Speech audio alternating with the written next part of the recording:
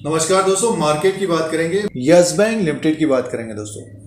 Q2 FY23 के result आने थे 22 अक्टूबर 2022 को। अपडेट आ गया है बैंक की तरफ से एक्सचेंज को, तो नंबर्स को चेक करते हैं।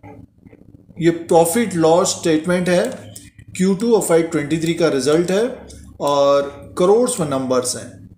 नेट इंटरेस्ट इनकम की बात करते हैं तो Q2 FY23 में 1991 करोड़ का है और Q1 FY23 में था 1850 करोड़ का। 7.6% की ग्रोथ है दोस्तों। और Q2 FY22 में एक साल पहले 1512 करोड़ का था। 31.7% की ग्रोथ है। और नॉन इंटरेस्ट इनकम की बात करते हैं तो इस क्वार्टर में 920 करोड़ हुआ है और क्वार्टर ऑन क्वार्टर के हिसाब से 17% की ग्रोथ है। सालाना 18% की ग्रोथ है। तो नॉन इंटरेस्ट इनकम बड़ा है, 920 करोड़ का है। टोटल इनकम की तरफ ध्यान दें तो 2911 करोड़ का है। 2911 करोड़ का टोटल नेट इनकम है दोस्तों। और ये देखिए Q1 FY23 में 2632 करोड़ का है। 10.6% की ग्रोथ है। और Q2 FY22 में टोटल नेट इनकम था 2290 करोड़ का। 27 की ग्रोथ है, तो 27.1% की ग्रोथ है।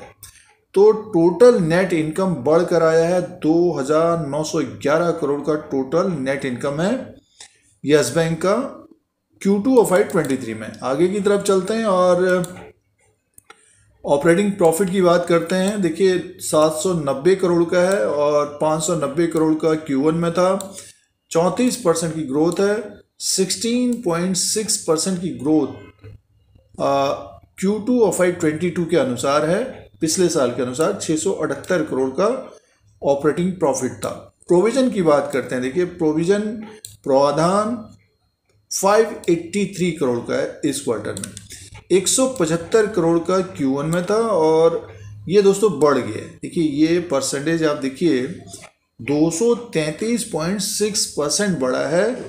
175 करोड़ से 583 करोड़ हुआ है और 377 करोड़ पिछले साल था। तो 54.4% बढ़ा है प्रोविजन। अब आगे की तरफ चलते हैं और नेट प्रॉफिट की बात कर लेते हैं। प्रोविजन इस क्वार्टर में बढ़ गया है तो नेट प्रॉफिट देखिए कम हो गया। 153 करोड़ का प्रॉफिट रहा है यस बैंक का। 311 करोड़ का प्रॉफिट Q1 में था। 50% माइनस है दोस्तों। तो 50% कम हो गया है यस बैंक का मुनाफा Q1 FY23 में और 225 करोड़ Q2 FY22 में था दोस्तों। तो 32% की कमी है। और अर्निंग पर शेयर की बात करें 0.06 का है दोस्तों। अर्निंग पर शेयर है 0.06 का है और Q1 में ये 0.1 का था। तो 50% कम है। तो एक तरह से देखिए जो प्रॉफिट है वो कम रहा है तो अर्निंग पर शेयर भी कम हो गया है। 0.1% साल भर पहले था, 32% कम हुआ है दोस्तों। तो अर्निंग पर शेयर भी कम रहा है। अब दोस्तों इंपॉर्टेंट पॉइंट की बात करते हैं। यस बैंक का जो ग्रॉस एनपीएज है Q2 FY23 में 12.9 का है दोस्तों। 12.9% का है और थोड़ा बहुत कम हुआ है। 13.4% था पिछली बार और एक साल पहले 15% था। तो 15% से घट कर 12.9% है, अभी भी ज़्यादा है दोस्तों। और नेट एनपीएज की बात करते हो 3.6% है और Q2 में था 4.2% था और एक साल पहले 5.5% था।